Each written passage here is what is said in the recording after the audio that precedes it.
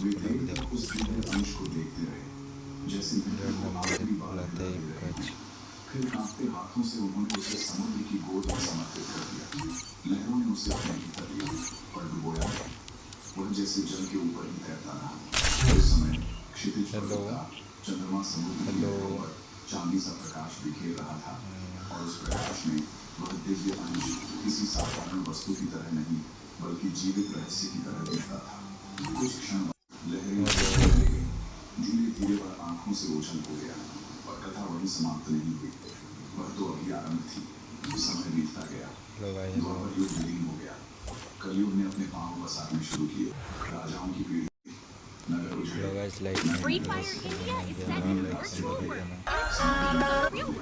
पर उस दिव्य ब्रह्मांड का रहस्य में सुरक्षित रहा। वह नष्ट नहीं हुआ, वह अपनी प्रतीक्षा करता रहा। Don't split up. Stay with the squad. Battle Royale. Battle style.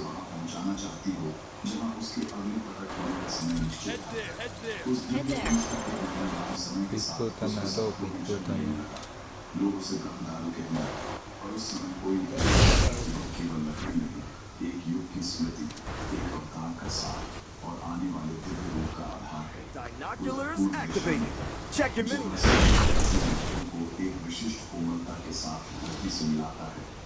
एक भूमि थी जो भविष्य में क्षेत्र कहलाने वाली थी, वही भूमि जिसे आगे चलकर भूमि के नाम से जाना गया। उस दुनिया में राजा इंद्रद्युम्न का राज्य था। वे केवल शक्तिशाली शासक ही नहीं, अत्यंत भक्तिपूर्ण हृदय वाले पुरुष थे। उनके राज्य में वैभव की कोई कमी नहीं थी, पर उनके भीतर एक ऐसी कमी थी जिसे कोई वैभव नहीं दे सकता था। उनके हृदय में एक ही अभिलाषा दिन रात वे भगवान विष्णु का साक्षात दर्शन करना चाहते थे, केवल मूर्ति रूप में नहीं। वे चाहते थे कि स्वयं भगवान उनके राज्य में ऐसे प्रकट हो कि उनकी प्रजा भी उन्हें देख सके और जीवन भर के लिए धन्य हो जाए। राजा इंद्रद्युम्न का यह भाव कोई अचानक उठा हुआ भाव नहीं था।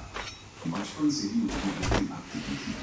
जब वे राजकुमार थे तब भी वे युद्ध कला से ध्यान, उनके गुरु कभी मुस्कुराकर कहते थे कि वह बालक जन्म उनकी भक्ति के लिए उन्होंने अनेक यज्ञ किए, दान दिए, व्रत रखे, मंदिरों का निर्माण करवाया, और उनके हृदय में संतोष नहीं आया। उन्हें लगता था अभी भी कुछ श्रेष्ठ, जैसे उन्हें किसी विशेष संकेत की प्रतीक्षा हो। रातों को वे राजमहल की छत पर अकेले निकल आते और समुद्र की दिशा में देखते रहते। वे सोचते, आपने अनेक रूपों में भक्तों को दर्शन दिए, कहीं बालक बनकर, कहीं नृसिंह बनकर, कहीं वामन बनकर, कृष्ण बनकर। क्या मेरे जीवन में भी ऐसा कोई दिन आएगा जब मैं आपके उस रूप का साक्षी बनूं, जो इस धरती पर अनंत काल तक भक्ति का केंद्र बने? Binoculars activated. Check your mini map.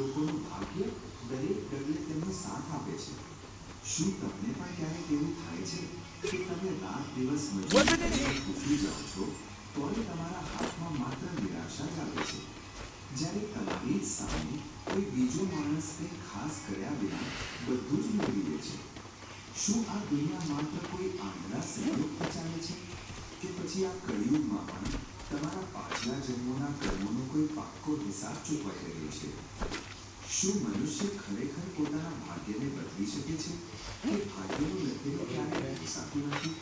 એકવાર ગરુડદેવ ભગવાન કૃષ્ણ પાસે પહોંચ્યા. તેમના મનમાં અનેક પ્રશ્નો અને ઊંડી જિજ્ઞાસા હતી. પ્રભુએ હસીને કહ્યું, હે ગરુડ, સંકોચ વિના તારા પ્રશ્નો પૂછ. ગરુડજીએ મનુષ્યના ભાગ્યને લઈને એક પ્રશ્ન પૂછ્યો. English mission accepted. શું મનુષ્યનું ભાગ્ય પહેલેથી જ નક્કી કરવામાં આવે છે? થોડી વાર રોકાઈને ગરુડદેવે એક બીજો ઊંડો પ્રશ્ન પૂછ્યો. હે પ્રભુ, શું મનુષ્યની મૃત્યુ પણ પહેલેથી જ નક્કી હોય છે? શું જન્મની જેમ મૃત્યુ પણ ભાગ્યમાં લખેલી હોય છે? જો બધું પહેલેથી જ નક્કી છે, તો પછી કર્મ અને કાળનું શું રહસ્ય છે? ગરુડના પ્રશ્નો સાંભળીને ભગવાન શ્રી કૃષ્ણ હસ્યા અને બોલ્યા, હે ગરુડ, જન્મ અને મૃત્યુ એક શાશ્વત સત્ય છે, જેને ન કોઈ બદલી શકે છે, ન કોઈ Weapon ટાળી શકે છે. enhanced. આ જ ભાગ્યની સૌથી મોટી રમત છે, પરંતુ સામાન્ય મનુષ્ય આ સમજી શકતો નથી. હવે હું તને એક એવી દિવ્ય કથા સમજાવું છું, જેનાથી તારા બધા સંશય દૂર થઈ જશે. આ સાંભળીને ગરુડદેવ નમ્ર ભાવથી કથા સાંભળવા માટે તૈયાર થઈ ગયા. શ્રી કૃષ્ણ બોલ્યા, હે ગરુડ, આ કથાને ધ્યાનથી સાંભળજે, કારણ કે ગરુડ પુરાણની અધૂરી છોડાયેલી કથા દુઃખનું કારણ બને છે. પછી ગરુડજી બોલ્યા, હે પ્રભુ, હું આ કથાને ધ્યાનથી સાંભળીશ. એક સમયે પૃથ્વી લોક પર ભગીરથ નામના એક મહાન રાજા રાજ્ય કરતા હતા. તેઓ અત્યંત ધર્માત્મા, ન્યાયપ્રિય અને પ્રજાનું Binoculars activated. Check your mini map. પ્રજાને તેઓ પોતાના પુત્રોની જેમ પ્રેમ કરતા હતા. દરરોજ રાત્રે તેઓ વેશ બદલીને નગરમાં નીકળતા, જેથી પોતાના લોકોના સુખ દુઃખને જાતે જોઈ શકે. એક રાત્રે પોતાના એ જ દિનચર્યા મુજબ તેઓ નગરમાં ફરી રહ્યા હતા. My vision reveals all. અને અમૃત વેળાનો સમય આવી ગયો. ધીમી ધીમી સવાર. I can't move. રાજા નગરની પરિક્રમા કરતા કરતા એ રસ્તા પર Can you hear me? I need backup. ખાસ સંદેશ શરૂ થતું હતું. ત્યારે જ તેમની નજર એક યુવક પર પડી.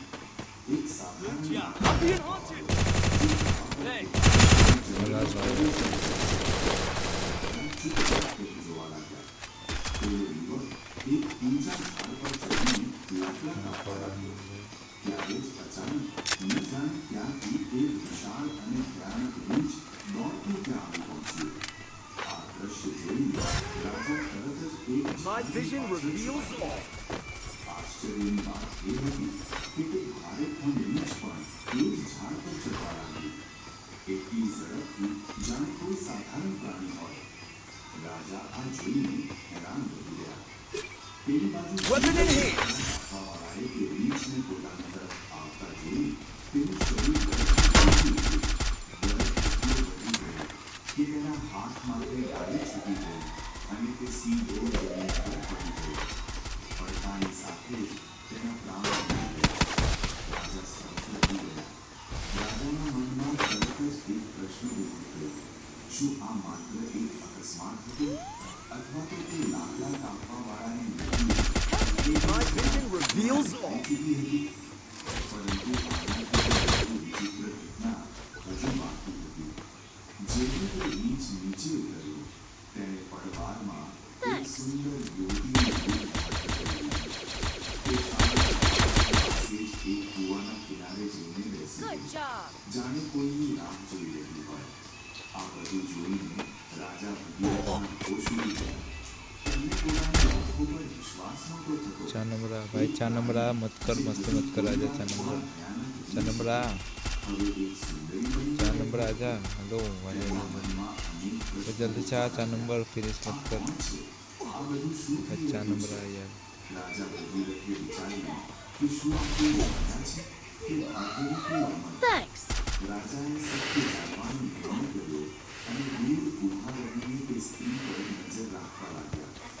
થોડી જ વાર પછી Help me. गया मैं, रिवाइट कर दो, रिवाइट 2 नंबर, 2 नंबर डिबेट करते हैं।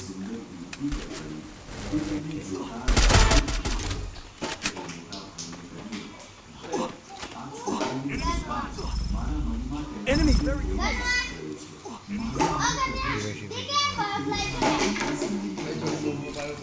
Skill on cooldown. पैक हो जा, पैक हो जा। My vision reveals all. वो फोन ना इस पे कोई मार।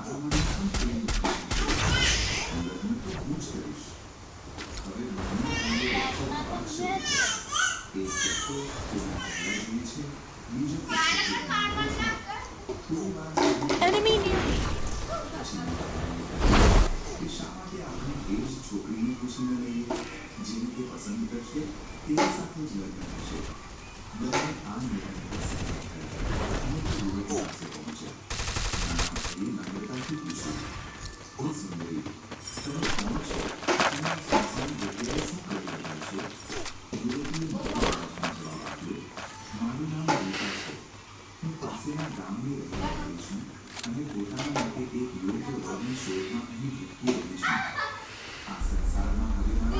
रुक अकेला मत जा, अकेला मत जा, अकेला मत जा भाई, अकेला मत जा।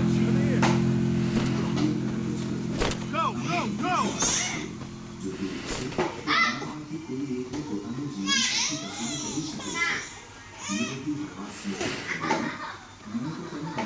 Weapon in hand.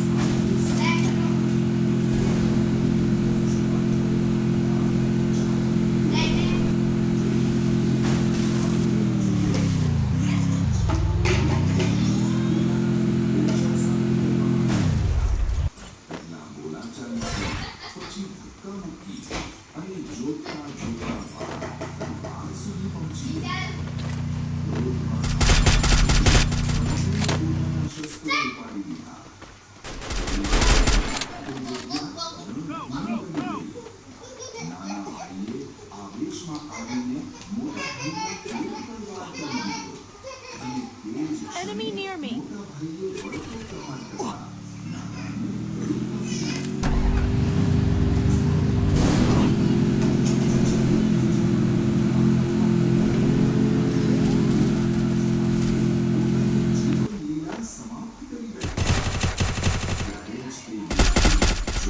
Triple takedown.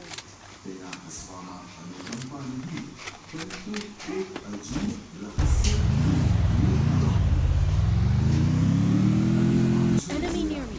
I need backup.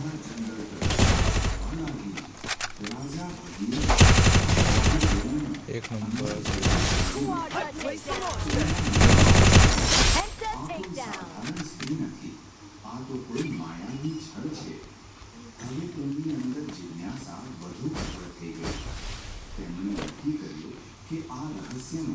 Resources here.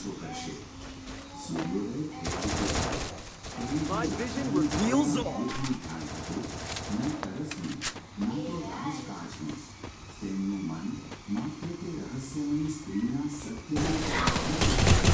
But यार एक ही गोली का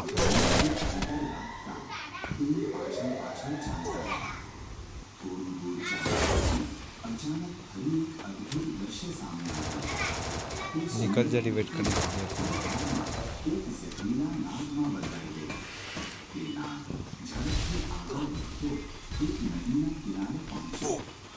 भाई, निकल प्लीज यार, एक बंदा निकले।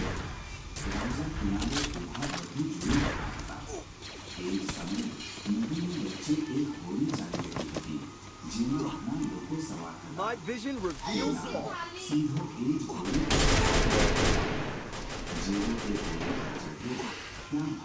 रिवेट करो रे कोई।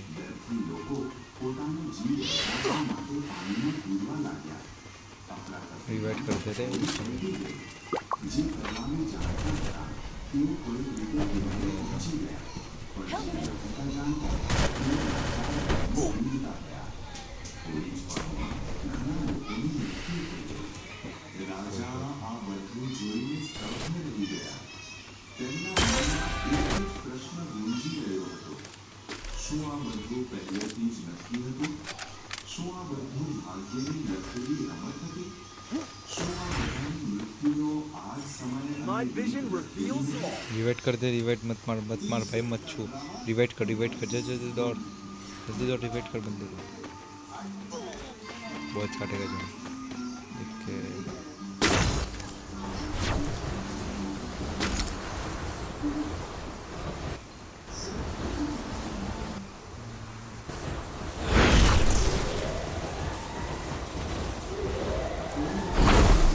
ફરી નદીમાંથી બહાર નીકળ્યો અને આગળ વધવા લાગ્યો. રાજા પણ તેની પાછળ પાછળ ચાલતા રહ્યા. થોડે દૂર એકવાર તેને I need backup. આ Help me. નબળો ગરીબ વૃદ્ધ My બ્રાહ્મણ vision reveals all. કે હવે આ યોગ્ય સમય છે આ રહસ્યની. Thanks. તેઓ ઝડપથી તેની પાસે પહોંચ્યા. હાથ જોડીને પ્રણામ કર્યા. બ્રાહ્મણે પણ શાંત ભાવથી આશીર્વાદ આપ્યા. રાજાએ નમ્ર અવાજમાં પૂછ્યું, હે બ્રાહ્મણ, તમે કોણ છો અને આ વનમાં એકલા ક્યાં જઈ રહ્યા છો? વૃદ્ધ બ્રાહ્મણે આશ્ચર્યથી કહ્યું, શું તમને દેખાતું નથી? હું એક બ્રાહ્મણ છું અને વૈદ્ય પણ. હું જલ્દી જ રાજમહેલ જઈ રહ્યો છું, કારણ કે ત્યાંના રાજાના પ્રાણ સંકટમાં છે. તેમને મારી જરૂર છે. આ સાંભળતા જ રાજા Enemy near me. वही मैं जोया તેમના કપાળ गले સમજી ચૂક્યા હતા કે જે રાજાને મારી રહી છે તેઓ પોતે જ તેમની વાત સાંભળીને રાજધીરજ દરબાર કારણ કે જ્યારે મનુષ્યની સામે તેની મૃત્યુ પોતે ઊભી રહીને તેની સાથે વાત